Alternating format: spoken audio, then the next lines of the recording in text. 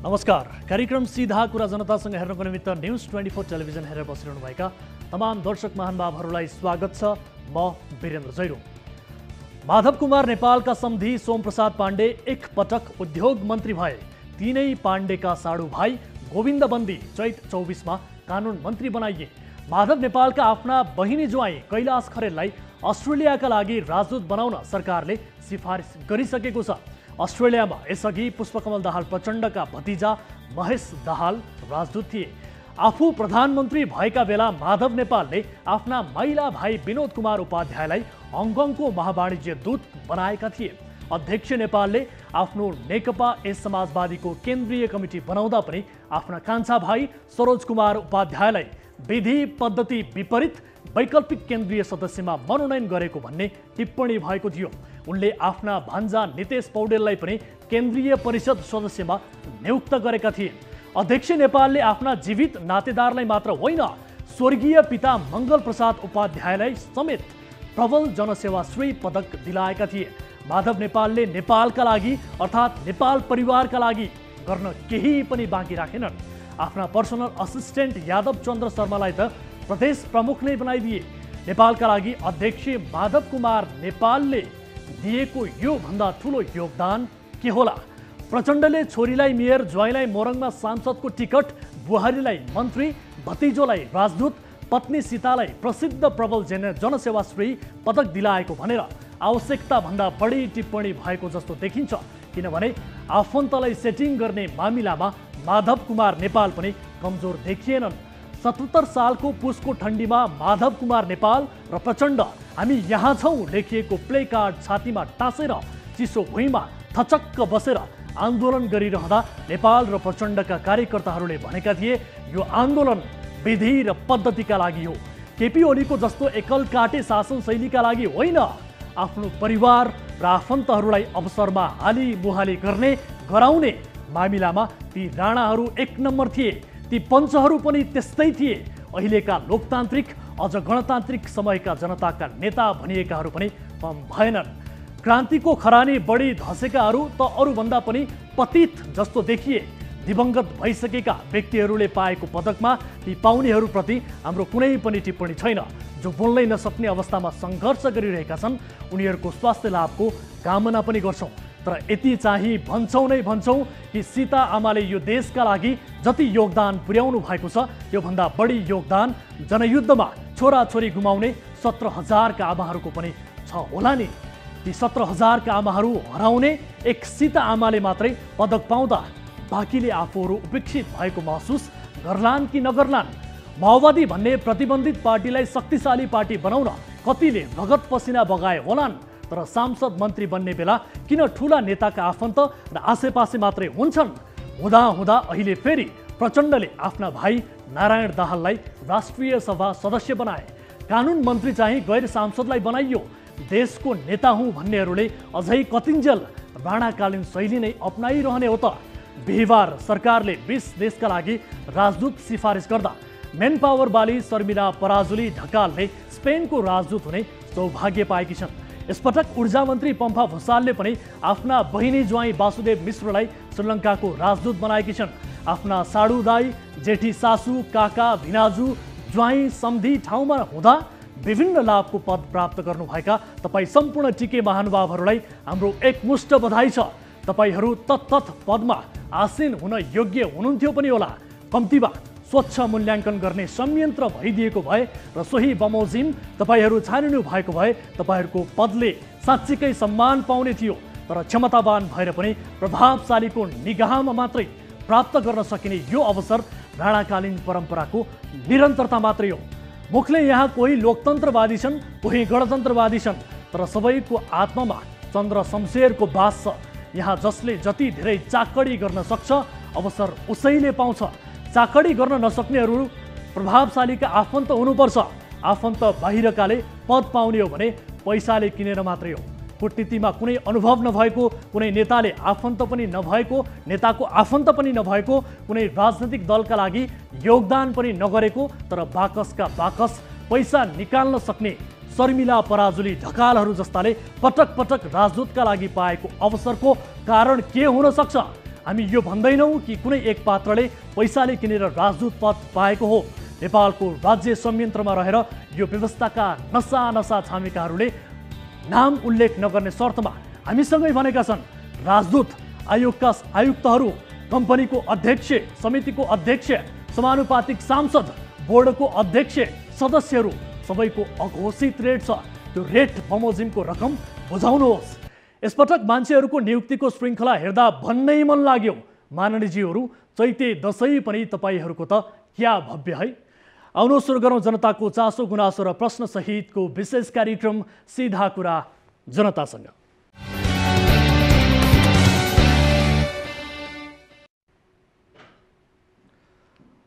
स्वागत छ दर्शक महानुभावहरू। कार्यक्रम सीधा कुरा जनतासँगको नयाँ श्रृङ्खलामा आज पनि उपस्थित भइसकेका छौँ। विविध विषयसहित न्युज 24 टेलिभिजनबाट प्रत्यक्ष रूपमा प्रसारित हुने यस कार्यक्रममा आज पनि हामी विविध विषयहरू उठाउन गइरहेका छौँ र विशेष गरी यति बेला देशको अर्थतन्त्र सङ्कटग्रस्त अवस्थामा छ, तर यही बेला सरकारले नेपाल राष्ट्र बैङ्कका गभर्नर महाप्रसाद अधिकारीलाई निलम्बन गरेको विषय चर्चामा छ। अप्रत्याशित अपरझट रूपमा गभर्नर निलम्बनमा परेपछि केहीले यसलाई प्रतिशोधपूर्ण ढङ्गले किनारा लगाइएको बताइरहेका छन् भने यसलाई लिएर अर्थविज्ञहरूले समेत आपत्ति जनाइरहेको अवस्था छ र यसको पृष्ठभूमिमा जोडिएका छन् अर्थमन्त्री जनार्दन शर्मा। यो समग्र घटनाक्रमको अन्तर्य के हो त, यस विषयको विशेष रिपोर्ट र थप कुराकानी आजको कार्यक्रममा प्रस्तुत गर्नेछौँ र यस्तै केही समय अघिको कार्यक्रममा सर्लाहीका एक व्यवसायीलाई भारतीय सुटरलाई सुपारी दिएर मार्ने षड्यन्त्र गरिएको भन्ने विषय कार्यक्रम मार्फत हामीले खुलासा गरेका थियौँ। बागमती नगरपालिकाका लेखा अधिकृतले मार्ने षड्यन्त्र रचेको भन्दै ती व्यवसायीले हाम्रो कार्यक्रम मार्फत खुलासा गरेका थिए। अन्ततः लामो समय फरार रहेका ती लेखा अधिकृत प्रहरीको फन्दामा परे र शुक्रबार मात्रै पूर्वपक्षका लागि कारागार चलान भएका छन्। यस विषयको फलोअप रिपोर्ट आजको कार्यक्रममा हामी प्रस्तुत गर्नेछौँ र यस्तै सुपारी आयात सम्बन्धी फलोअप रिपोर्ट पनि आजको कार्यक्रममा समावेश हुनेछ र विशेष गरी तस्करीका लागि आयात खोलिएको भन्दै आलोचना भइरहँदा पनि सरकारले बन्द गर्नुको साटो यति बेला धमाधम कम्पनीहरूलाई अनुमति दिइरहेको अवस्था छ र यो विषय आजको कार्यक्रममा प्रस्तुत हुनेछ। र यस्तै सिराहाको एक गाउँपालिकामा राजस्व बापतको 34 लाख रुपैयाँ गायब भएको विषय पनि हामीसँग छ। गाउँपालिकाको खातामा जम्मा गर्नुपर्ने 34 लाख गायब पारिएको छ। कर्मचारी भन्छन् अध्यक्षलाई दिएको हो, तर अध्यक्ष भन्छन् फसाउने षड्यन्त्र गरियो। आखिर कहाँ गायब भयो त 34 लाख? आजको कार्यक्रममा हामी खोज्ने प्रयास गर्नेछौँ र यसबाहेक तपाईँ दर्शक महानुभावहरूसँगको प्रत्यक्ष कुराकानीमा हामी जोडिनेछौँ, जसका लागि तपाईँले कुनै पनि समस्या पर्नु भएको छ भने हाम्रो टोल फ्री नम्बर 1660 011 2424, यसै गरी एनसेल नम्बर 98 015 7 24 24 र एनटिसी अर्थात् भाइबर नम्बर रहेको छ 98 84 011 037 तपाईँका लागि खुला गरिसकेका छौँ। समाजमा वरपर कुनै पनि विकृति विसङ्गति उप खबरदारी गर्न चाहनुहुन्छ, समाज वरपर देखिएका विषयवस्तुबारे जानकारी गराउन चाहनुहुन्छ, गुनासा छन् तपाईँका समस्याहरूबारे तपाईँले आफूले खबरदारी गर्न चाहनुहुन्छ भने हामीलाई सम्पर्क गर्नुहोला। कार्यक्रम अवधिभर टेलिभिजनको स्क्रिनमा हामी हाम्रो नम्बर डिस्प्ले पनि गरिरहेका छौँ। भन्दै कार्यक्रमको सुरुवात गरौँ ताली र गालीबाट। यसअघि हामीले सोधेको प्रश्न थियो, जनकपुरमा यसपटक फोहोर तत्काल उठाउन अदालतले नै आदेश दिनु पर्यो। ल्यान्डफिल्ड साइट नभएका कारण फोहोर नउठेको उपमहानगरको जवाफ चित्त बुझ्दो छ भन्नेले तालीमा र छैन भन्नेले गालीमा भोट गर्नुपर्ने थियो। जसअनुसार 27.59% अर्थात् 200 जनाले तालीमा र 72.41% अर्थात् 525 जनाले गालीमा मत जाहेर गर्नुभएको छ। यो मत परिणाम अनुसार ल्यान्डफिल्ड साइट नभएका कारण फोहोर नउठेको उपमहानगरको जवाफ चित्त बुझ्दो छैन भन्नेमा बढी मत परेको छ, अर्थात् 72.41% दर्शकहरूले गालीमा भोट गर्नुभएको छ। अब ताली र गालीका लागि आजको प्रश्न यस प्रकार छ, अर्थमन्त्री जनार्दन शर्माकै कारण नेपालको अर्थतन्त्र बिग्रिँदै गएको प्रतिपक्ष नेकपा एमालेको आरोप सही छ भन्नेले तालीमा र छैन भन्नेले गालीमा भोट गर्नुहोला। हाम्रो पात्रको एप्लिकेसनमा गएर ताली र गालीका लागि भोट गर्न सक्नुहुनेछ र भोटिङ सुरु हुन्छ। अब दर्शक महानुभावहरू, आम चासोका विषयमा, सार्वजनिक चासोका विषयमा त्यस विषयलाई थप प्रष्टीकरण गर्न र त्यस विषयमा थप सजगता अपनाउनका लागि तपाईँले गर्नुभएको मतको अर्थ रहन्छ ताली र गालीका लागि तपाईँले भोट गर्न सक्नुहुनेछ भन्दै आजको पहिलो विषयतर्फ यहाँहरूको ध्यानाकर्षण गराउन चाहन्छु। गभर्नर हटाउने प्रक्रिया सुरु गरेपछि अर्थमन्त्री जनार्दन शर्मा गम्भीर विवादमा फँसेका छन्। वर्तमान सरकार विरुद्ध हर तरहले कटाक्ष गरिरहेको प्रमुख प्रतिपक्ष नेकपा एमाले यो मामिलामा अर्थमन्त्री शर्मालाई भित्तैमा पुर्याउने गरी हमला गरिरहेको छ। एमालेका 3 पूर्व अर्थमन्त्रीहरू आइतबार एउटै मञ्चमा उभिएर शर्मालाई अराजक, जेल जान योग्य, अर्थतन्त्रको ज्ञान नभएका अज्ञानी, बजारमा आतंक फैलाउने पात्र, देशलाई कालो सूचीमा पार्न उद्धत, अर्थतन्त्र ध्वस्त पार्न लागि परेका व्यक्ति, सबै सिद्ध्याएर भए पनि गठबन्धन जोगाउन लागि परेका अर्थमन्त्री जस्ता शब्द प्रयोग गरेर आलोचना गरे। अर्को भाषामा भन्ने हो भने एमालेका 3 पूर्व अर्थमन्त्रीले अर्थमन्त्री शर्मालाई बान्की मिलाएर नराम्ररी धोइ पखाली नै गरे। अर्थतन्त्रका वर्तमान आँकडाहरू सहित प्रस्तुत भएको एमाले पङ्क्तिको यो आक्रमणको जवाफ अर्थमन्त्री शर्माले कसरी दिने हुन् थाहा छैन, तर यसपटकको आक्रमण वजनको हिसाबले पनि हल्का देखिएन। के अर्थमन्त्रीले चाहँदैमा गभर्नरलाई सजिलै हटाउन सम्भव छ? गभर्नर विरुद्ध छानबिन गरिरहेका व्यक्ति अर्थमन्त्रीका नातामा दायी पर्ने व्यक्ति समेत रहेको खुलेको छ। यो तथ्यले त अर्थमन्त्री नियत बस्ने गभर्नर विरुद्ध खनिएको जस्तो पनि देखिएको छ। हेरौँ यो विशेष रिपोर्ट।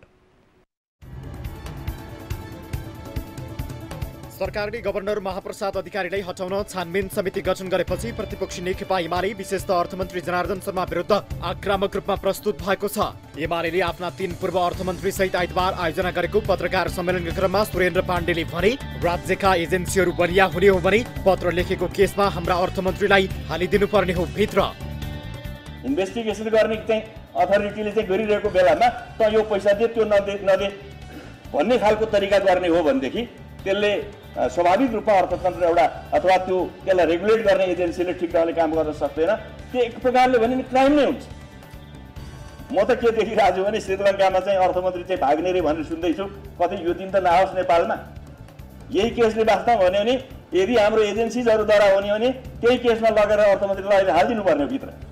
किन लेखेको पत्रमा वाइ किन गर्दैछ यो काम? अमेरिकाबाट भित्रिएको 40 करोड रुपियाँमा राष्ट्र ब्याङ्कले अनुसन्धान गरिरहँदा अर्थमन्त्री जनार्दन शर्माले अध्ययन गरिरहनु पर्दैन, रोक्का गरिएको पैसा फुकुवा गरिदिनु भनेर पत्र पठाएका थिए। तस्करी, लागु औषध, आतंकवादी गतिविधि, भ्रष्टाचार आदिबाट प्राप्त भएको रकममा नेपालले अन्तर्राष्ट्रिय निकायसँग गरेको प्रतिबद्धता विरुद्ध अर्थमन्त्री शर्माले पत्र लेखेको पाण्डेको दाबी थियो।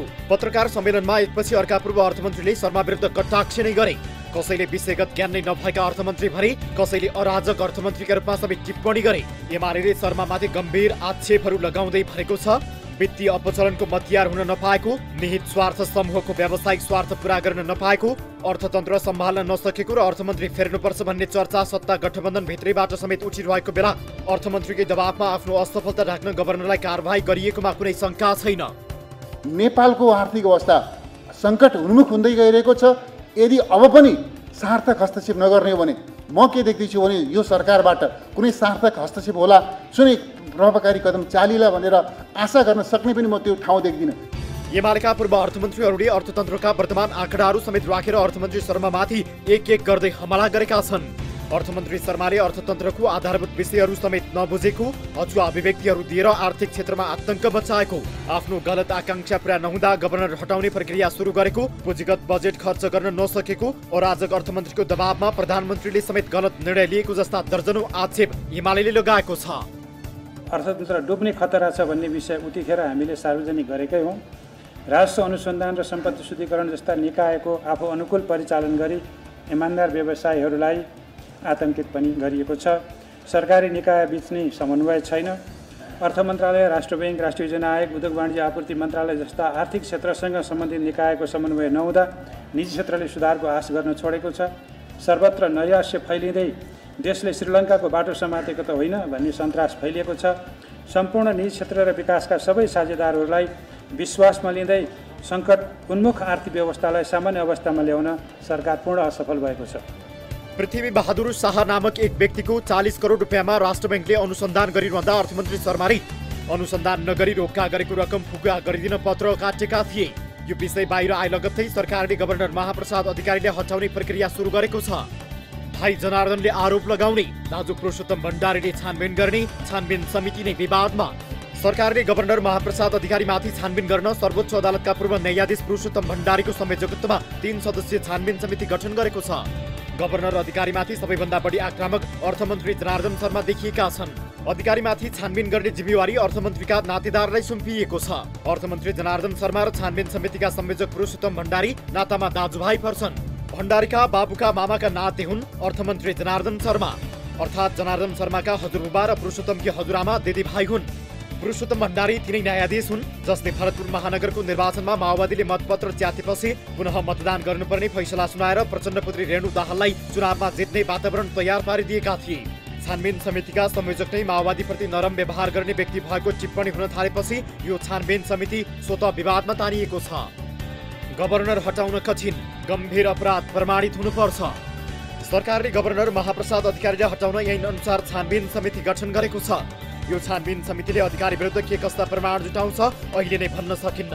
तर ठोस प्रमाण बिना सरकारले जबरजस्ती हटाएमा कुनै पुनर्बहाली हुने सम्भावना पनि उत्तिकै छ। नेपाल राष्ट्र बैंक ऐन 2058 को धारा 22 को उपधारा 5 मा 6वटा अवस्थामा गभर्नर पदमुक्त हुन सक्छन्। उपधारा 5 को खण्ड क अनुसार दलको सदस्य भएमा, कालो सूचीमा परेमा, बहुलायमा, साहुको दामासाहीमा परेमा, वाणिज्य बैंक वा वित्तीय संस्थाको बहालवाला पदाधिकारी भएमा त्यस्तो व्यक्ति गभर्नर नै बन्न पाउँदैन। खण्ड ख अनुसार बैंकको उद्देश्य अनुसारका काम गर्ने क्षमता नभएमा, खण्ड ग अनुसार मुलुकको बैंकिङ व्यवस्थामा हानि नोक्सानी हुने कार्य गरेमा, खण्ड ख अनुसार बैंकको कारबाहीमा बदनियत राखेमा, खण्ड ङ अनुसार खराब आचरणको कारणबाट कुनै पेशा गर्दा अयोग्य ठहर्याई प्रमाणपत्र खोसिएमा र मनासिब कारण बिना लगातार 3 पटकभन्दा बढी समिति बैठकमा अनुपस्थित भएमा गभर्नरलाई पदबाट मुक्त गर्न सकिन्छ। अमेरिकाबाट आएको 40 करोड रुपैयाँ गभर्नर अधिकारीले बदनियत राखेर रोकेर राखेको कुरा पुष्टि भएमा उनलाई सरकारले हटाउन सक्छ। राष्ट्र बैंकको सञ्चालक समितिका 7 मध्येका एक सञ्चालक सदस्य डाक्टर सुबोध कुमार कर्णले बैंकिङ कारोबार सहज पारिदिन्छु भन्दै पैसा मागेको भनेर विवादमा आएका थिए। यो विषय थाहा भएर पनि गभर्नर अधिकारीले डाक्टर कर्णलाई कारबाही नगरेको विषयमा पनि छानबिन समितिले प्रमाण खोज्न सक्छ।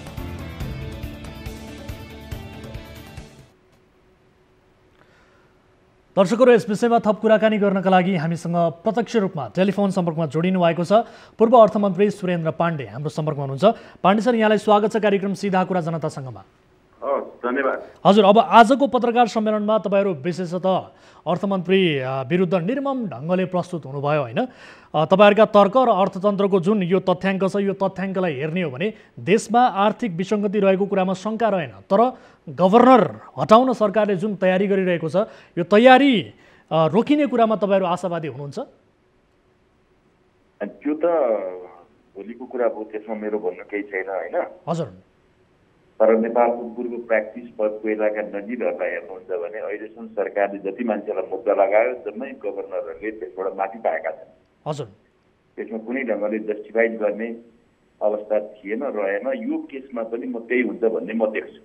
किन भन्दा यसमा कुनै तात्विक हुन्छ नि, कुनै तथ्य विगतमा बरु यसभन्दा बढी केही कारणहरूले चाहिँ कसैले सस्पेन्ड गरेका थियो होला, तर आज त्यति पनि कारण चाहिँ के पनि देखिँदैन। त्यस कारणले पनि म के भन्छु भने यो केसमा पनि सरकारले सफलता प्राप्त गर्छ जस्तो मलाई लाग्दैन। तर जे गर्छ त्यो त छानबिन छ, पछि अदालतले जे गरिदियो त्यो विषय त्यहाँ होला, त्यसमा मेरो भन्नु केही छैन। तर अब अर्थमन्त्रीले चाहिँ के भन्नुभएको थियो भने विशेष गरी राष्ट्र बैंकका सञ्चालकले $30,000 बार्गेनिङ गरेको भनेर जुन अर्थमन्त्रीले सार्वजनिक रूपमै अभिव्यक्ति दिनुभयो होइन, त्यस्ता सञ्चालकलाई कारबाही नगर्ने, गभर्नरलाई चाहिँ कारबाही किन नगर्ने भन्ने किसिमको जुन एउटा सरकारी पक्षको तर्क छ, यो तर्कप्रति तपाईँको टिप्पणी के छ? पहिलो कुरा त अर्थमन्त्रीले गभर्नरले बोर्ड अफ डिरेक्टरलाई कारबाही गर्नै सक्दैन। हजुर, बोर्ड अफ डिरेक्टर नियुक्ति कसरी हुन्छ भन्दा सरकारले नियुक्ति गर्दछ। जुन निकायले नियुक्ति गर्दछ त्यही निकायले मात्रै उसलाई कारबाही गर्न सक्छ। त्यो राष्ट्र बैंकले नियुक्ति गरेको होइन, नेपाल सरकारले नियुक्ति गरेको त्यो मन्त्रीजीलाई राम्ररी थाहा छ। हजुर, जसरी चाहिँ गभर्नरलाई कारबाही गर्नुपर्ने हो, त्यो कारबाहीको तरिका चाहिँ त्यस्तो भनेर चाहिँ पैसा मागेको भन्ने आफूलाई जानकारी थियो भने हजुर, त्यो व्यक्तिलाई उहाँले कारबाहीको प्रक्रिया अगाडि बढाउनु पर्दथ्यो। अनि एउटाले पैसा माग्यो भनेर अर्कालाई कारबाही गर्ने भन्ने कुरा त अब गभर्नरसँग अधिकार नभएको विषयमा गभर्नरलाई कारबाही गर्छु भन्ने कुरा त सोरे आना चाहिँ एउटा गलत कुरा। त्यसमाले तपाईँले सोध्नु भएको प्रश्न अथवा मन्त्रीले भनेको कुरा भएर तपाईँले जे मलाई सोध्नु भएको छ त्यो कुरै मेल खाने कुरा मैले देखिनँ। एउटा मान्छेले गरेको कारबाही गल्तीमा अर्को मान्छेलाई कारबाही हुन्छ र कहीँ त्यसमाथि अब अथोरिटी पनि होइन, उसले गर्न सक्ने ठाउँ पनि छैन। हजुर, त्यसमाथि अब विशेष गरी भाइले चाहिँ कारबाही गर्ने, दाइले चाहिँ छानबिन गरिरहेको यो परिस्थिति विरुद्ध तपाईँहरू बोल्नु भएको छ? त्यो त बोलेकै छ नि। अब त्यहाँ आज हाम्रो पार्टीका अध्यक्षले नै बोल्नु भएको छ। हजुर, पहिलो कुरा त के हुन्छ भने सामान्यतया इन्ट्रेस्ट मिलेको ठाउँहरूमा न्यायाधीशहरूले के गर्छन्, न्याय निरूपण गर्ने एउटा फेयर जजमेन्ट गर्ने ठाउँहरूमा यसमा मेरो नाता परेको हुनाले यो विषयमा म चाहिँ फैसला गर्न म बस्दिनँ भनेर आफै नै ड्रप हुने गर्छन्, आफैले आफूलाई त्यसबाट ब्याक हटाउँछन्। हजुर, जुन देशमा अब रुल इन्फोर्समेन्ट राम्ररी हुने गरेका छ, रुल अफ ल छ, त्यहाँ त्यसो गर्ने गर्छ। इभेन म तपाईँलाई बताउँ, म मन्त्री भएकै वखत रामेश्वर खनालले त्यस बेलाका सचिवले मसँग केही इस्युजहरूमा उहाँले के भन्नुहुन्थ्यो भने यस्तो विषयमा म फैसला गर्दिनँ अथवा त्यहाँ म लेख्दिनँ टिप्पणी, किनभने यो चाहिँ मेरो मान्छे पर्यो, मेरो चाहिँ के भने मसँग नाता जोडेर भोलि मान्छेले व्याख्या गर्छन्, यो टिप्पणी मैले लेख्दिनँ भन्थे। भनेपछि एउटा कर्मचारीले त त्यसो गर्दछ भने जजमेन्ट गर्ने चाहिँ के भने न्याय क्षेत्रका मान्छेहरू त योभन्दा बढी चाहिँ जिम्मेवार भएर कुरुबुझिया हुन्छ। त्यस कारणले उहाँको नाता हो होइन, म त्यो पनि जान्दिनँ। तर यदि नाता हो भनेदेखि नाताको प्रभावमा परेर कुनै निर्णय गर्ने कुरा गर्यो भने त चाहे त्यो वर्तमान होस् चाहे त्यो भूतपूर्व कोही व्यक्ति होस् त्यो उचित हुन्छ भन्ने मलाई लाग्दैन। हजुर, ठिक छ। जस्तो अब कसैको खातामा चाहिँ शङ्कास्पद रकम आयो, त्यसमा राष्ट्र बैङ्कले अनुसन्धान गर्न पाउने पनि भयो, तर अनुसन्धानका नाममा चाहिँ वर्षौँसम्म अल्झाइराख्न हुँदैन भनेर अर्थमन्त्रीले एउटा पत्र चाहिँ यो परिस्थितिमा लेखिदिनु भयो भने यति ठुलो आपत्तिको विषय बन्छ र भने यो अर्थमन्त्रीले त्यो लेख्नै पाउँदैन कि। म पनि अर्थमन्त्री भएको मान्छे हुँ, हामी अरू धेरै देशमा धेरै अर्थमन्त्री भएका छौँ। हजुर, जुन क्लजमा जुन निकायको अनुरोधमा चाहिँ त्यो इन्भेस्टिगेसन चलिरहेको छ, त्यो इन्भेस्टिगेसनले एउटा टुङ्गो नलागेसम्म त्यो पैसा रोकिन्छ। अब त्यो ठिक छ त्यो बेठिक छ भन्ने कुरा त सम्बन्धित व्यक्तिले आफ्नो तथ्य प्रमाणहरू पेश गरेपछि त्यसले एउटा टुङ्गो किनारा लाग्ला। किनभने राष्ट्र ब्याङ्कले पनि त्यसलाई अर्को ढङ्गले चाहिँ गर्न पाउँदैन, अर्को निर्णय गरेर बस्न पाउँदैन। तर जहाँसम्म इन्भेस्टिगेसन भइरहेको बेलामा यो बारेमा यसो गर्नु भनेर चाहिँ अर्थमन्त्रीले चाहिँ लेख्न मिल्छ र मिल्दैन। तपाईँ अर्थमन्त्रीले यदि चाहिँ न्यायालय के अरे सेमी जुडिसियल राइट कोर्टको चाहिँ एउटा स्वतन्त्र निकाय राष्ट्र ब्याङ्कले त्यो लेख्दछ भने उसले अदालतलाई पनि लेख्न थाले भइगयो नि, यो फैसला यस्तो गरिदेऊ भनेर लेखे के फरक पर्छ? म कहाँ दुखेसो गर्न आएँ, दुखेसो गर्ने मान्छेले यसो भने हुनाले यसो गरिदिनु भनेर लेख्न मिल्छ कि मिल्दैन त्यसो भए? हजुर, अब ठिक छ। त्यो आफै कम्पिटेन्ट एजेन्सीले सम्बन्धित कम्पिटेन्ट एजेन्सी र अथोरिटी जो बसेको छ उसले आफै गर्छ नि। हजुर, त्यसको लागि चाहिँ अर्थमन्त्रीले त्यसरी लिखित रूपले चाहिँ यो गर्नु भनेर भनेको त त्यो त अधिकारको दुरुपयोग हुने कुरा हुन्छ, पोजिसनको दुरुपयोग मात्रै हो। हजुर, ठिक छ। अब तपाईँ आज निकै कडा रूपमा प्रस्तुत पनि हुनुभएको छ, विशेष गरी देशका एजेन्सीहरू बलियो भएको भए यस्तो पत्र लेख्ने अर्थमन्त्री जेल जान्थे भन्ने किसिमको जुन तपाईँले अभिव्यक्ति दिनुभयो, यसको अन्तर्वस्तुको व्याख्या अलिकति कम भए जस्तो लाग्यो। यो जेल नै जानुपर्ने खालको अपराध हो र यो कडा रूपमा प्रस्तुत हुनुभयो नि तपाईँ। होइन, यो कुनै अन्तर्वस्तु नै चाहिँदैन। तपाईँ मैले भन्नु खोजेको के भने तपाईँलाई नभएको अधिकार तपाईँले प्रयोग गर्नुभयो भने के हुन्छ? हजुर, त्यो निकायको व्यक्ति अथवा त्यो व्यक्तिलाई के जिम्मेवारी, त्यस्तो व्यक्तिमाथिको चाहिँ कस्तो कारबाही हुन्छ होला तपाईँ हिसाब गर्नुहोस् त। हो, नियम विपरीत हुन्छ, त्यो त गलत नै हुन्छ। गलत हुन्छ। कतिपय देशमा यति गर्ने हो भने मान्छेले राजीनामा गर्नुपर्ने स्थिति आउँछ। आफूलाई अथोरिटी नभएको कुरामा गर्नु भनेको त अधिकारको दुरुपयोग गरेर कुनै पोजिसनमा। अझ भन्नुहुन्छ भने मैले एकचोटि अमेरिकामा चाहिँ जाँदाखेरि त्यहाँ साथीहरूले के सुनायो भने त्यस बेलाको चाहिँ कुनै राष्ट्रपतिको छोरीले बजारमा गएर चुरोट किनिन्, उनको उमेर चाहिँ 18 वर्षभन्दा कम थियो, त्यसरी किन्न पाउँदैन थियो र म चाहिँ फलानाको छोरी हुँ भने हुनाले उनलाई चाहिँ सजाय 2 गुणा गर्यो। किन भन्दा पोजिसनमा भएको मान्छेले अझ पोजिसन देखायो भने चाहिँ सजायको दोबर हुन्छ भन्ने व्यवस्था रहेछ। किन उसले त झन् धेरै चाहिँ के भने चाहिँ नियम कानुनको पालना गर्नुपर्ने, अझ म चाहिँ फलानाको छोरी हुँ भनेर चाहिँ ढाक देखायो भने त डबल सजाय हुँदो रहेछ। त्यस कारणले चाहिँ अथोरिटीमा बसेको मान्छेले त्यसो गर्न मिल्छ कि मिल्दैन? हजुर, भनेपछि अब यही अवस्थामा अर्थमन्त्री रहिरहनु भयो भने देशलाई बढी क्षति हुन्छ भन्ने तपाईँहरूको ठम्याइ हो। विशेष गरी अर्थमन्त्रीले त्यो त होइन, मेरो ठम्याइ अरूको ठम्याइ होइन। तपाईँले नै के भनिरहनु भएको छ, तपाईँले नै देशको अर्थतन्त्र चाहिँ समस्याग्रस्त भयो, सङ्कटग्रस्त हुँदै गइरहेको छ, समस्यामा फसिरहेको छ भन्ने कुरा जे चाहिँ सार्वजनिक भएका छन् सबै क्षेत्रहरूबाट त्यसले के देखाउँछ? यसको जवाफदेही कसले लिन्छ? यसको जवाफदेही चाहिँ गभर्नर हो कि यसको जवाफदेही लिनुपर्ने अर्थमन्त्री हो? यसको अर्थ अर्थमन्त्रीले तत्काल राजीनामा दिनुपर्छ भन्ने एमालेको स्ट्यान्ड हो, स्ट्रङ स्ट्यान्ड तपाईँहरूको यही हो? एमाले एउटा निर्णय त गरिसकेका छैन अहिले भन्दा त हामीले व्यक्तिगत रूपमा चाहिँ कुरा गर्नुपर्ने कुरा होला। म यदि त्यस्तो जिम्मेवारीमा हुन्थेँ र मैले यो काम गर्थेँ र मैले अर्थतन्त्र नियन्त्रणमा गर्न सकिनँ भन्ने हो भने मैले छोडेर हिँड्थेँ। किन सक्ने मान्छेलाई दिनु पर्यो जिम्मेवारी? यदि मलाई पर्सनली सोध्नुहुन्छ भने जब म नियन्त्रण गर्न पनि सक्दिनँ भने र अनि त्यो अर्कालाई जिम्मा लाएर मैले चाहिँ गर्छु भनेर बस्नु त अनैतिक कुरा हुन्छ नि। तपाईँले देख्नु भएको छ नेपालमा अरू कुरा त छोडिदिनुहोस्, केशरबहादुर विष्टजीले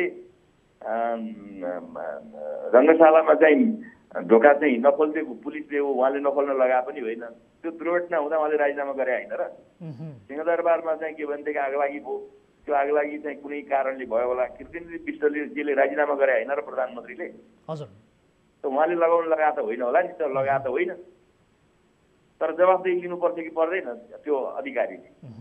अब तपाईँहरूले यो परिस्थितिमा अर्थमन्त्रीलाई चाहिँ अज्ञानी भन्नुभएको छ, आधारभूत ज्ञान पनि नभएको भनेर भन्नुभएको छ, अराजक भन्नुभएको छ, तर तपाईँहरूको यो भनाइले लिएर अर्थमन्त्री पनि एकदमै रिसाउनु भएको छ है। उहाँले पनि यस्तो किसिमको अभिव्यक्तिहरू रिसाएर बडो गजबको अभिव्यक्तिहरू दिनुभएको छ, विगतमा पनि रिसाउनु भएको स्थिति छ। यो उहाँले रिसाएको उहाँका अभिव्यक्तिहरूलाई लिएर कस्तो लागिरहेको छ तपाईँहरूले? अनि को रिसाउनु भएको छ कि छैन तपाईँले भनेर मैले पत्याउने कुरा त आएन। हजुर, तपाईँ पत्रकारले पनि हामीलाई उचाल्नुहुन्छ होइन? हजुर, त्यसको पछि म लाग्दिनँ, उहाँ रिसाउनु पर्ने कारणै छैन होइन। किन रिसाउनु हामीसँग? हामीले देखेको कुरा भन्ने हो। तर जुन ढङ्गबाट यहाँले आलोचना गर्नुभएको छ नि, प्रधानमन्त्रीको सहमति नभइकन अर्थमन्त्रीले मात्रै यो गरेको भन्ने कुरा चाहिँ पत्याउन सकिन्छ होइन? आलोचना गर्दैमा कसैले रिसाउँछ भने हजुर त्यो त उसको कुरा भयो नि।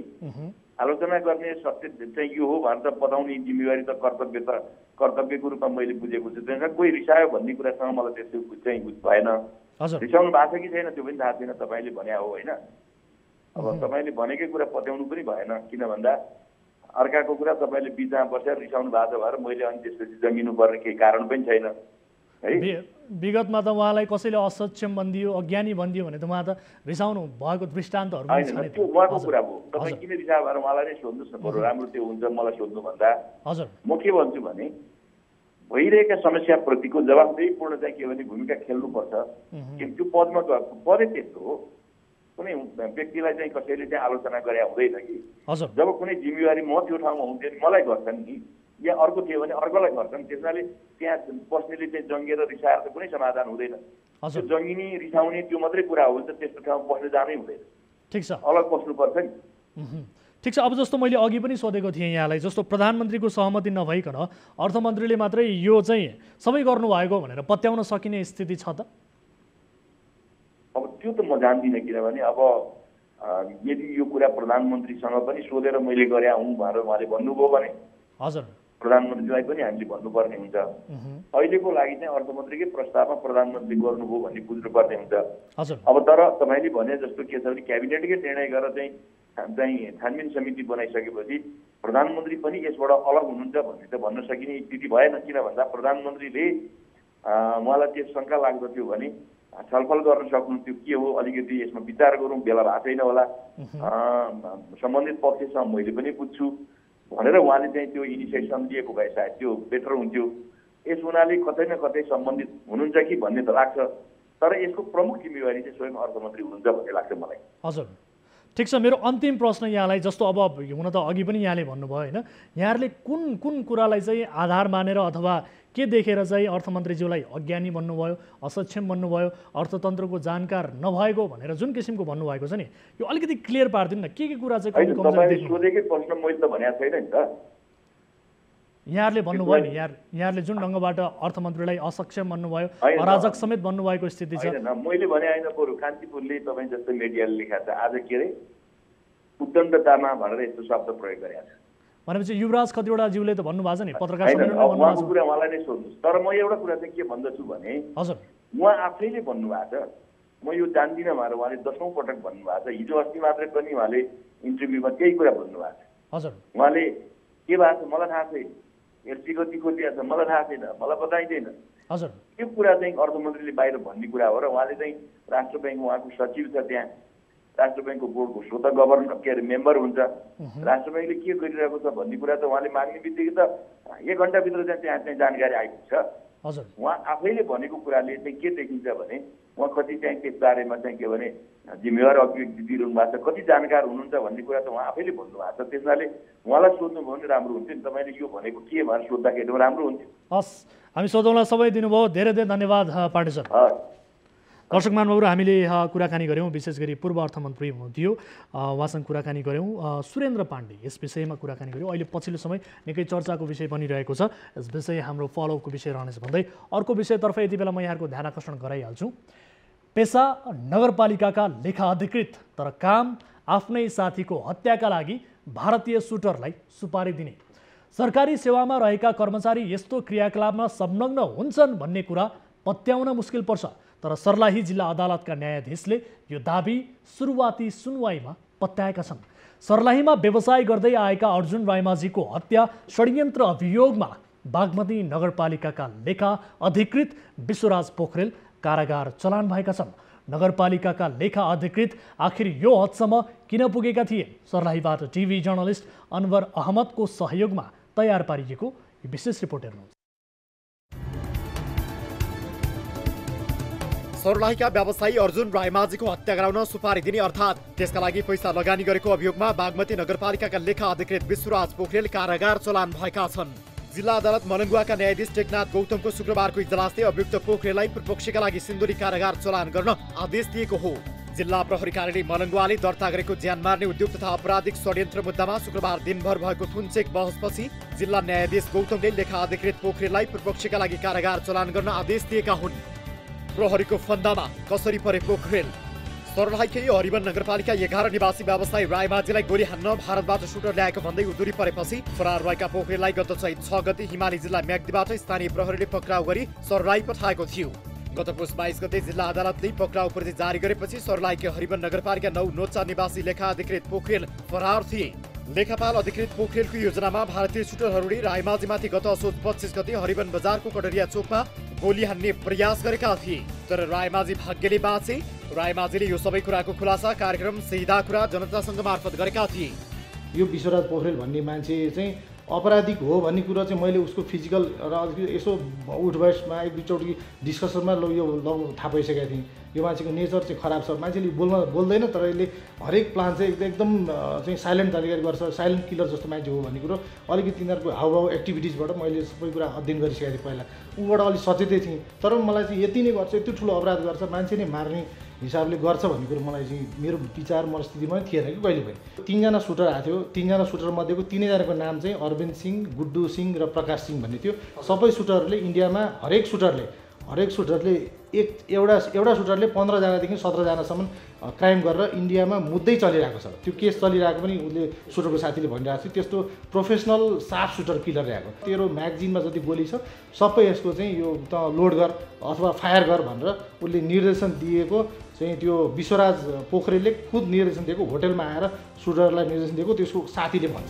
सुन्दा फिल्मी घटना जस्तो लाग्ने यो षड्यन्त्रमा लेखा अधिकृत पोखरेलले 3 जना भारतीय स्टाफ सुटरलाई सुपारी दिएर आफ्नो हत्या गर्न खोजेको व्यवसायी रायमाझीले दाबी गर्दै आएका थिए। हरिवन बजारको कोटरिया चोकमा भारतबाट आएका 3 जना सुटरले आफूलाई गोली हान्ने प्रयास गरे पनि जोगिन सफल भएको उनको दाबी थियो। इन्डियाबाट जुन उनीहरू अपराधीसँग आयो, एकजना सहयोगी भनेर आयो, त्यो सहयोगी भने अरविन्द कुमार सिंहले पनि आएर सबै हिस्ट्री उसले बताएको छ। तपाईँ मलाई बताएको छ, मलाई चाहिँ तपाईँ यदि एक्लै र 2 जना मात्रै भए भए उनीहरूलाई 2 जनाको पनि हत्या हुन सक्थ्यो। तपाईँ एकदम तपाईँको संजोग अब धेरै चाहिँ ग्रह दशा तपाईँको राम्रो रहेछ। व्यवसायी रायमाझीले टार्गेट मिस भएपछि टार्गेटसँगै आएका 1 जना युवाले यो षड्यन्त्रबारे आफूलाई जानकारी दिएको समेत दाबी गर्दै आएका छन्। रायमाझीले योजनाबारे जानकारी दिने व्यक्तिको अडियो रेकर्ड हामीले समेत कार्यक्रममा प्रसारण गरेका थियौँ। योजना चुहिएपछि रायमाझीले विश्वराजसहित 8 जनालाई विपक्षी बनाएर जिल्ला प्रहरी कार्यालय सर्लाहीमा जाहेरी दिएका थिए। सोही जाहेरीको आधारमा प्रहरीले पोखरेललाई भने पक्राउ गरेको थियो। जग्गाको विवाद बढेपछि ज्यान लिने षड्यन्त्रसम्म। आफूलाई एउटै स्कुल पढेका विश्वराज पोखरेलले गोली हान्न भारतीय सुटरलाई सुपारी दिएको रायमाझीले बताउँदै आएका छन्। रायमाझीले पोखरेलको आफन्तको जग्गा सिमानामा रहेको विश्वराजका आफन्तले भोगचलन गरेको सम्पत्ति उनीहरूकै सल्लाहमा खरिद गरेको बताएका छन्। तर पछि विभिन्न बहाना गरेर विवाद झिकेपछि आफू बाध्य भएर सोही विषयमा अदालत जान बाध्य भएको उनले बताउँदै आएका छन्। अहिले जग्गाको मुद्दा विचाराधीन अवस्थामा रहेको छ।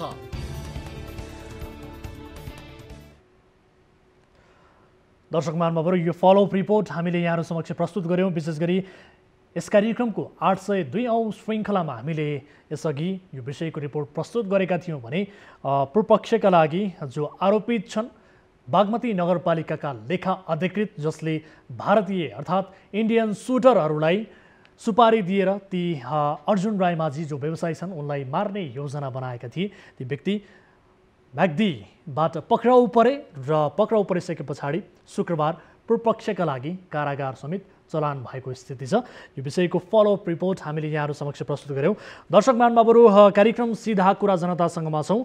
विभिन्न विषयहरूको रिपोर्ट प्रस्तुत गर्दै ती विषयहरूको समाधान खोज्ने यस कार्यक्रममा तपाईँ दर्शक महानुभावहरू हामीसँग प्रत्यक्ष रूपमा जोडिएर आफ्ना समाजमा वरपर भएका कुनै पनि विषयहरूबारे जहाँ केही गलत भइरहेको छ भन्ने तपाईँले महसुस गर्नुभएको छ, प्रत्यक्ष रूपमा देख्नु भएको छ, बुझ्नु भएको छ भने त्यस उप खबरदारी गर्नका लागि हाम्रो टोल फ्री नम्बर 1660112424, यसै गरी एनसेल नम्बर 9801572424 र एनटिसी अर्थात् भाइबर नम्बर 9884011037 मा कल गर्न सक्नुहुनेछ। टेलिभिजनको स्क्रिनमा त्यो नम्बर डिस्प्ले भइरहेको छ। यस कार्यक्रमले तपाईँको बढीभन्दा बढी सहभागिता पनि खोजिरहेको छ। आम नागरिकका ससाना समस्यामा केन्द्रित रहने, ससाना विषयमा केन्द्रित रहने यस कार्यक्रममा तपाईँले प्रत्यक्ष रूपमा सहभागिता जनाउनुहोला र त्यस्ता विषयको जानकारी गराउनुहोला। यति बेला कार्यक्रममा पालो भएको छ ब्रेक पछाडि फेरि पनि विविध विषयसहित उपस्थित हुनेछौँ।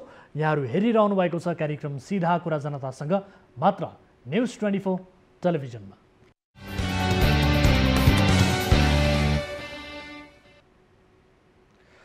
ब्रेकपछि स्वागत छ दर्शक महानुभावहरू कार्यक्रम सीधा कुरा जनतासँगमा। अब अर्को विषय, अर्थमन्त्री भनिरहेका छन् सिरानी मुनि लुकाइएको पैसा खोजिन्छ। बजारमा तरलता अभाव भएपछि धेरैको प्रश्न थियो, आखिर नेपालबाट पैसा गयो चाहिँ कहाँ? आयात धान्ने विदेशी मुद्राको सञ्चितले 6 महिना मात्रै धान्ने तथ्याङ्क सरकार आफैले प्रस्तुत गरेको छ। अर्कोतिर नेपालमा उपभोग नै नहुने विशाल परिमाणमा सुपारी, छोकडा, मरिच, केराउको आयात खोल्न सरकार नै मरिहत्ते गरिरहेको छ। सरकारले 25,000 मेट्रिक टन सुपारी, 1,42,000 टन छोकडा, 80,000 मेट्रिक टन केराउ अर्थात् आयात गर्न किन खोजिरहेको होला? नेपालमा 1,42,000 मेट्रिक टन छोकडा खपत होला त? प्रतिपक्षले त सरकार नै तस्करीमा लागेको र चुनाव खर्च उठाउने नियत राखेको आरोप लगाइरहेको छ। यो रिपोर्ट हेर्नुहोस्। सरकारले फागुन 26 मा राजपत्र प्रकाशित गर्दै सुपारी, केराउ, छोकडा, मरिचको आयात खोल्यो। तर तस्करीका लागि आयात खोलिएको भन्दै आलोचना भइरहँदा सरकारले बन्द गर्नुको साटो धमाधम कम्पनीहरूलाई अनुमति दिइरहेको छ। प्रतिनिधि सभाको उद्योग तथा वाणिज्य र श्रम तथा उपभोक्ता हित समितिको बुधबारको बैठकले समेत यी वस्तुको आयात तत्काल रोक्न उद्योग, वाणिज्य तथा आपूर्ति मन्त्रालयलाई निर्देशन दिएको थियो।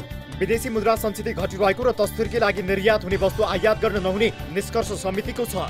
तर समितिको उक्त निर्देशनलाई सरकारले कुनै मतलब गरेको देखिँदैन। सरकारको निर्णय विरुद्ध खनिएको प्रमुख प्रतिपक्षी दल एमाले समेत यो विषयमा खरो टिप्पणी गरेको छ।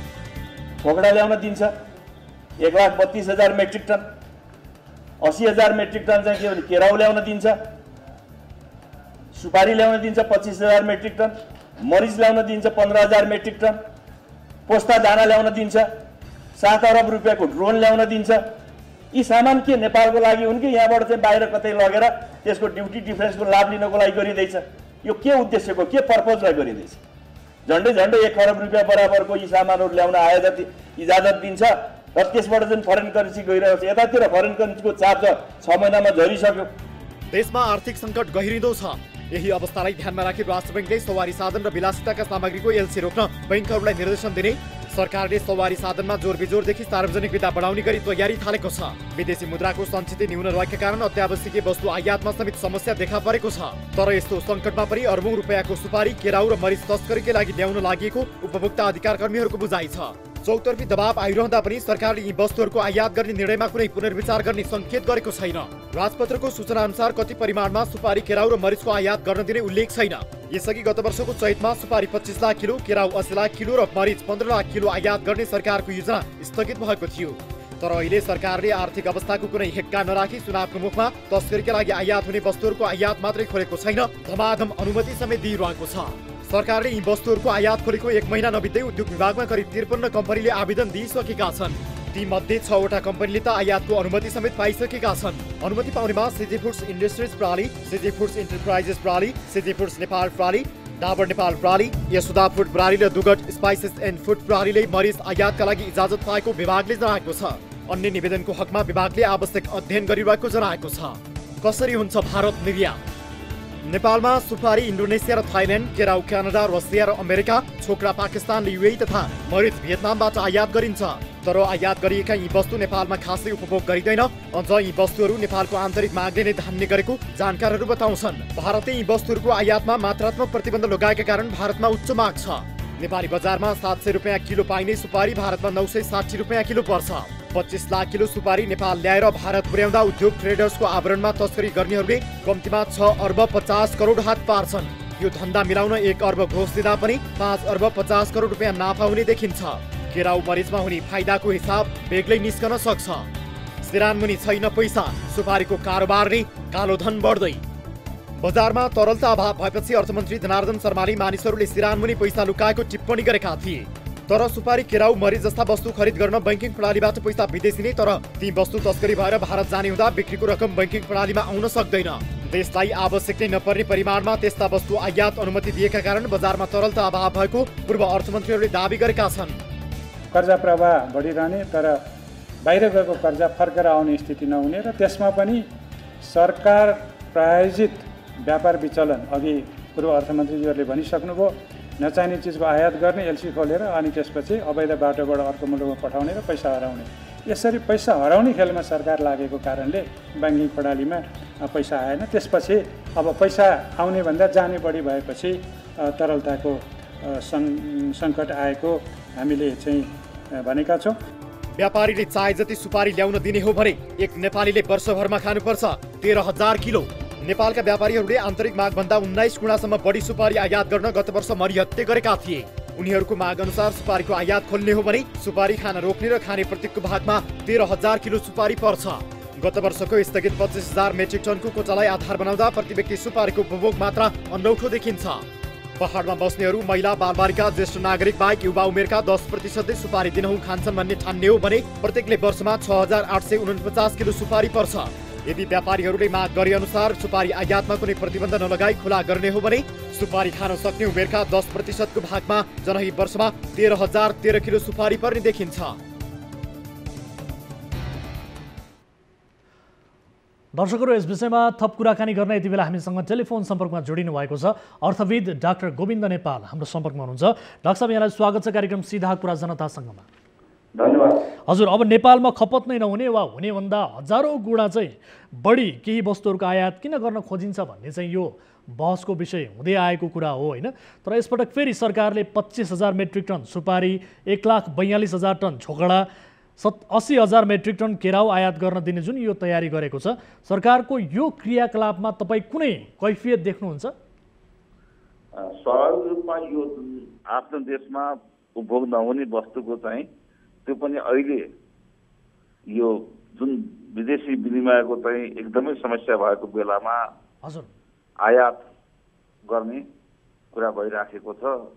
त्यो चाहिँ एउटा ज्यादै एउटा चिन्ताको विषय हो। किन भन्दाखेरि यसले अर्थतन्त्रलाई बढी सङ्कट गर्ने, किनभने आफ्नो देशमा उपभोग नहुने चिज त्यो चाहिँ बाहिर जाने कुरा स्वाभाविक छ। त्यसले गर्दाखेरि चाहिँ अहिले यस किसिमका निर्णयहरू चाहिँ मुलुकको हितमा छैनन् भन्ने कुरा चारैतिरबाट उठेको पनि छ, जुन स्वाभाविक पनि छ भन्ने मलाई लाग्छ। हजुर डाक्टर साहब, जस्तो अब आयात गर्न डलरले अब 6 महिनाभन्दा बढी धान्दैन भन्ने कुरा छ, यो स्पष्ट छ। यस्तो अवस्थामा सरकारले देशको आवश्यकताभन्दा बढी परिमाणमा चाहिँ छोकडा किन आयात गर्न खोज्यो होला? 1,42,000 मेट्रिक टन छोकडा नेपाललाई चाहिन्छ होला, यो कुरा पत्याउन सकिने विषय हो, तपाईँलाई पत्याएर लाग्छ?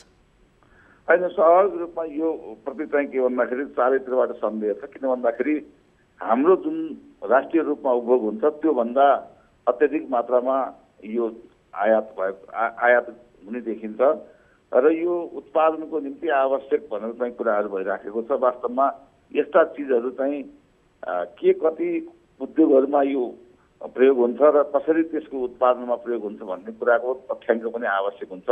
होइन भने वास्तवमा कतिपय आवश्यक वस्तुहरूको पनि आयात कटौती गरिराखेको बेलामा यस्ता वस्तुहरूको आयातलाई चाहिँ प्रोत्साहन दिनु चाहिँ एकदमै उचित होइन भन्ने मलाई लाग्छ। आयात त हुन्छन्, तर ती आयात भएका वस्तुहरू चाहिँ कहाँ खपत हुन्छ, कसरी खपत हुन्छ भन्ने विषयमा चाहिँ किन कसैले खोजी गर्दैन होला? किनभने नेपालमा कहिले पाम आयलको चाहिँ अथाह माग हुन्छ, कहिले सुपारी, कहिले पोस्ता दाना, ठुलो परिमाणमा ती वस्तुहरू जब नेपाल भित्रिन्छन् आयात पनि हुन्छन्, तर यस्ता आयात भएका वस्तुहरूको चाहिँ खपत कहाँ कसरी भयो भन्ने बारेमा कसैले पनि खोजनीति गरेको देखिँदैन। यस्तो किन हुन्छ? होइन, स्वाभाविक रूपमा यसको चाहिँ जुन निकासी हुने क्षेत्र भनेको चाहिँ हाम्रो खुला सिमाना, यी सबै कारणले गर्दाखेरि कतिपय छिमेकी देशमा लक्षित गरेर यी वस्तुहरूको आयात भएको देखिन्छ र छिमेकी देशहरूमा पनि यो बेला बखतमा उनीहरूले पनि यो चिन्ता व्यक्त गरेका कुराहरू छन्। त्यसले गर्दाखेरि नेपालले एउटा सानो मुलुकले अन्तर्राष्ट्रिय सम्बन्ध र एउटा स्वच्छ व्यापारको नीतिमा आधारित हुनुपर्छ र कतिपय यस्ता विवादास्पद कुराहरूमा नियन्त्रण गरेर जानुपर्ने हुन्छ र यो यस्तो किसिमको चाहिँ आयात र एउटा चाहिँ के भन्दाखेरि रहस्यमय कहाँ पुग्छ भन्ने कुराको व्यापार जाँदाखेरि नेपाललाई स्वयं घाटा हुन्छ भन्ने लाग्छ। जुन यो रहस्यमय कुरा गर्नुभयो, जुन हिसाबले भारतलाई फेरि पनि पठाउने जुन किसिमको प्रक्रिया छ, यसरी नेपालको अर्थतन्त्र बलियो बन्छ त? अर्थतन्त्र धान्छ यसरी के लाग्छ? यो तपाईँको पारदर्शी रूपमा नहुने जुन चाहिँ व्यापारहरू हुन्छन् र त्यो त्यसबाट कतिपय अनौपचारिक चाहिँ अर्थतन्त्रलाई चाहिँ बढावा दिने हुन्छ। त्यसले गर्दाखेरि यी कुराहरूले चाहिँ नेपालको अर्थतन्त्रलाई सबल बनाउँछ भन्ने कुरा होइन। नेपालमा यस्ता कुराहरूले चाहिँ कतिपय विकृति हुन सक्छ। त्यसमा चाहिँ के भन्दाखेरि परिमाणात्मक नियन्त्रणको आवश्यकता हुने वस्तुहरूमा र अलिकति पारदर्शिता अपनाउनै पर्छ र जसले गर्दाखेरि हामी छिमेकी मुलुकसँगको व्यापारमा कुराहरू गर्दाखेरि अलिकति शिर छाडो गरेर कुरा गर्न सकिन्छ र त्यो चाहिँ के भन्दाखेरि हाम्रा कारणले गर्दाखेरि छिमेकी देशलाई समस्या नहोस् भन्ने कुरा पनि हामीले सोच्नुपर्छ भन्ने लाग्छ। डाक्टर साहब, जस्तो अब राजनैतिक दल भनौँ अथवा सरकार भनौँ अथवा कर्मचारी तन्त्र भनौँ, विगतदेखि नै यो कुरालाई चाहिँ अनुमति दिँदै आएको अवस्था छ होइन?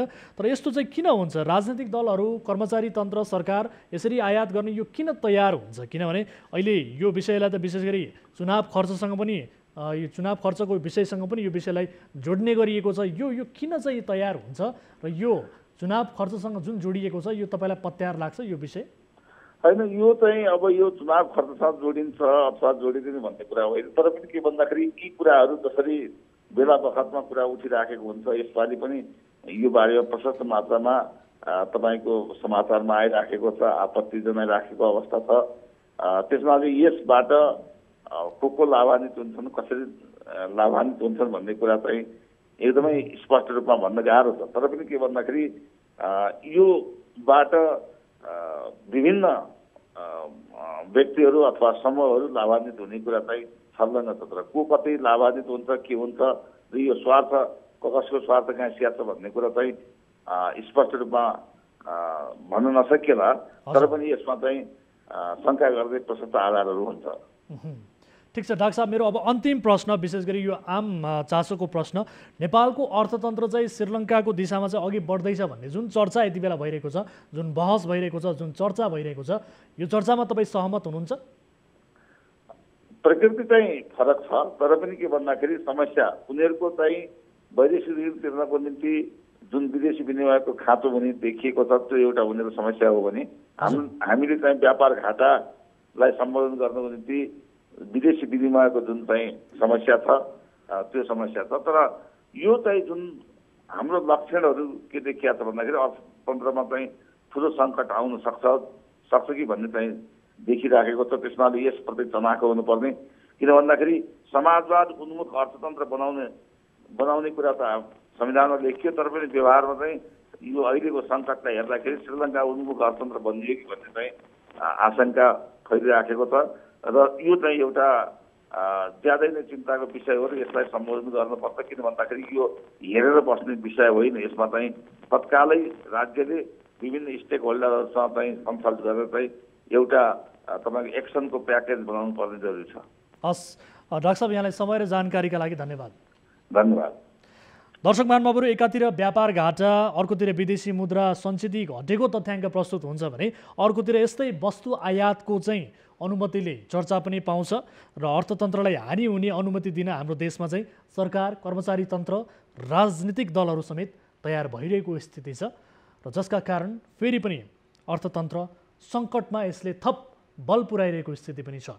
यो विषयलाई कार्यक्रममा समावेश गऱ्यौँ। यसअघि पनि हामीले सुपारी आयात यस्ता वस्तुहरू आयातको प्रसङ्गलाई कार्यक्रममा उजागर गरेका थियौँ र यो फलोअपका रूपमा फेरि पनि हामीले प्रस्तुत गऱ्यौँ र थप कुराकानी गरेर यसलाई अझ स्पष्ट हुने र दर्शकहरूलाई अझ स्पष्ट रूपमा जानकारी दिने कोसिस गऱ्यौँ। यति बेला कोही दर्शक हामीसँग जोडिनु भएको छ आफ्नो गुनासोसहित। यो विषयलाई यही थाती राखौँ। नमस्कार, भाइबर मार्फत जोडिनु भएको छ। नमस्कार, को बोल्दै हुनुहुन्छ, कहाँबाट? हजुर, यहाँहरू कहाँबाट जोडिनु भयो? यहाँहरूको गुनासो के थियो? कहाँबाट जोडिनु भयो यहाँहरू?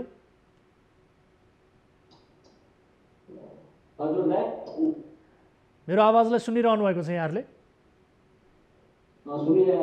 भन्नुहोस् न, के का लागि जोडिनु भयो, कहाँबाट जोडिनु भयो? धेरैजना व्यक्तिहरू हुनुहुन्छ, सम्भवतः विदेशमा हुनुहुन्छ यति बेला तपाईँहरू। सायद कुन देशबाट जोडिनु भयो? साउदी अरेबियाको रियादबाट जोडिनु भयो। के समस्यामा पर्नुभयो? यहाँहरूको समस्या राख्नुहोस् न। हामीहरूको कम्पनी केही छैन दाइ। अर्को ठाउँमा अर्को सप्लाईमा बिलामा हालिदिएको छ। हजुर, खानासाना केही छैन। हामीहरू दही रोटी आफ्नै पैसाले किनेर खाइरहेको छौँ। टोइलेट केहीको सुविधा छैन। हामीहरू खाने पानी पनि आफै किनेर खाइरहेको छौँ। कम्पनीमा लिएर गइरहेको छैन। अहिले 1.5 महिना जति भएको छ। घुमाइ छ हामीहरू। अलिकति डिटेल्स जानकारी गराइदिनुहोस् न हामीलाई। तपाईँहरू कुन मेन पावर कम्पनीबाट जानुभएको हो? के कामका लागि जानुभएको हो? कतिजना जानुभयो? अनि तपाईँहरूलाई चाहिँ एउटा कामका लागि अथवा एउटा कम्पनीमा भनेर अर्को सप्लाई कम्पनीमा किन पठाइयो? यसबारे मेन पावर कम्पनीका सञ्चालकहरू के भन्छन्? विस्तृतमा जानकारी गराउनुहोस् त। हामीहरू अर्थ स्मार्ट मेन पावरबाट आउनु भएको छौँ। हजुर, अल्जोधा प्रिमियम फ्याक्ट्री भनेको छ। अल्जोधा कम्पनीको फ्याक्ट्रीमा काम लगाउँछु भनेर जेनरल लेबरमा अल्जोधा कम्पनीको फ्याक्ट्रीमा जुनसुकै काम पायो भने हामीहरू गर्छौँ, त्यस्तो भनेको छ मेन पावरले। हजुर। अनि अहिले अब तपाईँहरूलाई सप्लाई कम्पनीमा जुन हिसाबले पठाइयो, अनि यसबारे तपाईँले कम्प्लेन त पक्कै गर्नुभयो होला मेन पावर कम्पनीलाई, के भन्छ? कम्प्लेन एजेन्ट अनि मेन पावरलाई कम्प्लेन गरिरहेको छु। भन्छ 1 हप्ता रुको, 2 हप्ता रुको। हामीहरूलाई 1.5 महिनादेखि टाइम नै लिइरहेछ। केही सिचुएसन, केही प्रब्लम सल्भ गरिरहेको छैन दाइ। हजुर। अनि अहिले अब तपाईँहरूलाई त्यहाँ खाना बस्नको व्यवस्था, प्रबन्ध अथवा त्यहाँ कामका लागि केही त्यस्तो किसिमको बढी नै असहज हुने स्थिति हो? हजुर। हस्, हाम्रो टिमको साथीहरूले तपाईँलाई सम्पर्क गर्नुहुनेछ र तपाईँहरूको थप डिटेल्स लिएर हामी तपाईँहरूलाई मद्दत गर्ने कोसिस गर्नेछौँ। मेन पावर कम्पनीका सञ्चालकलाई पनि हामी कोसिस गर्छौँ। साउदी रियाद स्थित दूतावासका प्रतिनिधिलाई पनि हामी तपाईँहरूको समस्याबारे जानकारी गराउनेछौँ। अहिलेका लागि छुट्टिन्छौँ। आफ्नो ख्याल गर्नुहोला सबैजना। धेरै धेरै धन्यवाद, जोडिनु भयो। धन्यवाद। दर्शक महानुभावहरू, उहाँहरूसँग हामीले कुराकानी गऱ्यौँ, विशेष गरी विदेशी भूमिबाट दिनौँ जसो हामीलाई यस किसिमका समस्या लिएर नेपाली दाजुभाइ युवाहरूको कल आउने गरेको छ। उहाँहरूको समस्यामा हामी बुझ्ने र समस्यामा समाधान निकाल्ने प्रयास आफ्नो तर्फबाट गर्दछौँ र उहाँहरूको समस्यालाई पनि हामी बुझ्नेछौँ भन्दै अर्को विषयतर्फ यति बेला यहाँहरूको ध्यानाकर्षण गराउन चाहन्छु। सिराहाको विष्णुपुर गाउँपालिकाको राजस्व 1 वर्षसम्म पालिकाको खातामा जम्मा गरिएन। जम्मा गर्नुपर्ने कुल रकम थियो 55,27,000 भन्दा केही बढी रुपैयाँ। गाउँपालिकाका सुब्बा र अध्यक्ष दुवैको मिलोमतोमा 20 लाख हाराहारी रकम मात्रै बुझाइयो। बाँकी रहेको 34,23,000 रुपैयाँ अझै बुझाइएको छैन। 77 असारदेखि 78 साउनसम्म पुरा 1 वर्षसम्म राजस्व खातामा जम्मा नहुँदा यस्तो किन भयो भन्ने प्रश्न गर्ने कोही पनि भएन। लोकसेवाले पठाएको लेखा परीक्षकले राजस्व खातामा जम्मा नभएको फेला पारेपछि मात्रै यो कुरा बाहिर आएको थियो। लेखा परीक्षणमा नभेटिएको भए यो रकम सायद कसैको गोजीमा स्थायी रूपमै पुगिसक्थे होला। 34 लाखभन्दा बढी रकम हिनामिनाको यो प्रकरण आखिर के हो त? सिराहाबाट टिभी जर्नलिस्ट दिलीप सहनीको यो विशेष रिपोर्ट हेर्नुहोस्। सिराहाको विष्णुपुर गाउँपालिकाका राजस्व शाखाका कर्मचारी र गाउँपालिकाका अध्यक्षको मिलेमतमा पालिकाको राजस्व हिनामिना गरिएको खुलेको छ। गाउँपालिकाको आन्तरिक राजस्व खातामा दाखिला गर्नुपर्ने 34 लाखभन्दा बढी रकम गाउँपालिकाका नायब सुब्बा र गाउँपालिकाका अध्यक्षको मिलेमतमा हिनामिना भएको आधारहरू फेला परेको छ। गाउँपालिका राजस्व शाखाका नायब सुब्बा महेन्द्र प्रसाद यादवले आर्थिक वर्ष 2077-78 गाउँपालिकाको लेखा शाखामा विभिन्न शीर्षक अन्तर्गतको सेवाग्राहीबाट राजस्व बापत सङ्कलन भएको 55,07,077 रुपियाँ मध्ये 34,23,790 रुपियाँ राजस्व खातामा दाखिला नगरेको पाइएको छ। नायब सुब्बा यादवले स्थानीय तह आय लेखाङ्कन प्रणाली सफ्टवेयर मार्फत 2077 साउन 1 गतेदेखि 2078 असार 31 गतेसम्म 1 वर्षको अवधिमा सङ्कलन भएको रकम बैंक दाखिला नगरी अनियन्त्र चलाएको पाइएको प्रमुख प्रशासकीय अधिकृत दीप कुमार यादवले जानकारी दिए। दुईजना है, एकजना राजस्व शाखा सेक्रेटरीको पैसा पहिलो चिठी काट्या, एउटा चिठी फेर काट्ले छ, दुईटा चिठी काट्छ। 25% जरिवाना सहित रकम दाखिला गराउनु पत्राचार।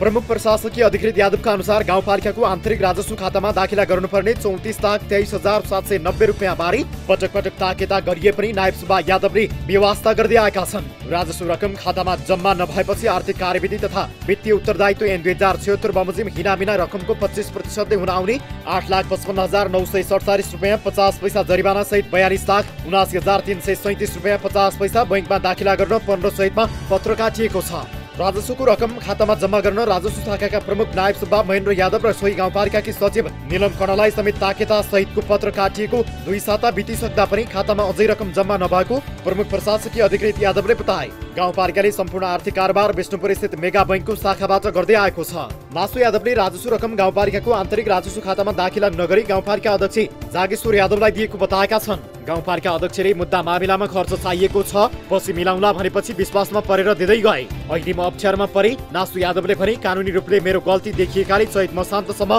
गाउँपालिकाको राजस्व खातामा जम्मा गर्छु। राजस्व शाखाको प्रमुख हैसियतले राजस्व जस्तो हिनाभिना भएको जुन अडिटले पनि उल्याएको कुरा वास्तवमै गलत नै हो। त्यसमा जिम्मेवारी कानुनी रूपले राजस्व शाखा प्रमुखको नाताले मैले नै लिनुपर्छ र लिन्छन् र त्यो हो पनि। किनभने जानेर अनजानेर या कसैको दबावमा या कुनै हिसाबले कसैको मतलब एउटा भावनामा परेर भए पनि त्यो राजस्व शाखाको हैसियत प्रमुख हैसियतले मैले नै जिम्मेवारी बोक्नुपर्छ। तर वास्तविकता यसमा भएको के हो?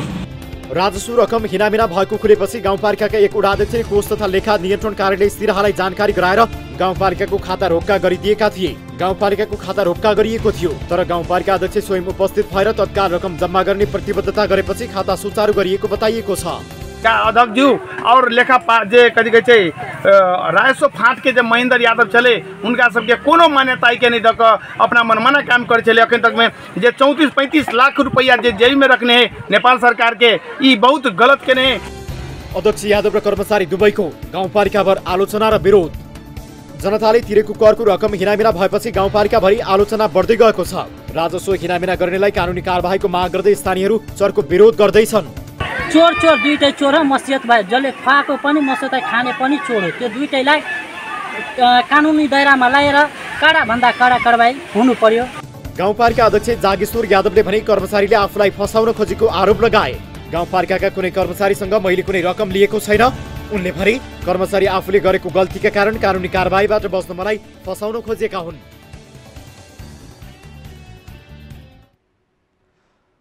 दर्शक महानुभावहरू, यस विषयमा हामीले कुराकानी गर्ने सोच बनाएका थियौँ विष्णुपुर गाउँपालिकाका अध्यक्ष जागेश्वर यादवसँग। आज समय अभावले उहाँसँग हामीले यसबारेमा कुराकानी गर्न सकेनौँ। यद्यपि रिपोर्ट हामीले प्रस्तुत गरिसकेका छौँ। महेन्द्र यादव जो राजस्व शाखाका कर्मचारी हुनुहुन्छ, उहाँले भन्नुभएको छ कि मुद्दा मामिलाका लागि पैसा चाहिएको छ भन्दै सरकारी राजस्वको पैसा यति बेला अध्यक्षले व्यक्तिगत कामका लागि लैजाने गर्नुभएको थियो भन्नेसम्मको खुलासा उहाँले गर्नुभएको छ। र अध्यक्षज्यूलाई यो राजस्वको पैसा कहाँ छ भनेर हाम्रो प्रश्न सोध्नुपर्ने थियो। यो प्रश्न हामी यहीँबाट सोध्छौँ। अहिलेका लागि यसको जवाफ पक्कै पनि अध्यक्षज्यूले दिनुहुनेछ भन्ने अपेक्षा हामी गर्दछौँ। आज समय अभावले उहाँसँग प्रत्यक्ष रूपमा कुराकानी गर्न सकेनौँ। यिनै विषयहरू प्रस्तुत गर्दा गर्दै कार्यक्रम सीधा कुरा जनतासँगको निर्धारित समय आजलाई सकिएको छ। कुनै पनि समस्यामा पर्नु भएको छ र कुनै पनि विशेष जानकारीहरू गराउनु पर्नेछ भने हाम्रो टोल फ्री नम्बर 1660112424, यसै गरी एनसेल नम्बर 9801572424 र भाइबर नम्बर 9884011037। तपाईँका लागि 24 घण्टा खुला रहनेछ। हाम्रो 24 हेल्प डेस्कमा तपाईँले 24 घण्टा कुनै पनि विषयबारे जानकारी गराउन सक्नुहुनेछ भन्दै आजका लागि कार्यक्रम सीधा कुरा जनतासँगबाट म वीरेन्द्र जैरू बिदा हुन्छु। नमस्कार।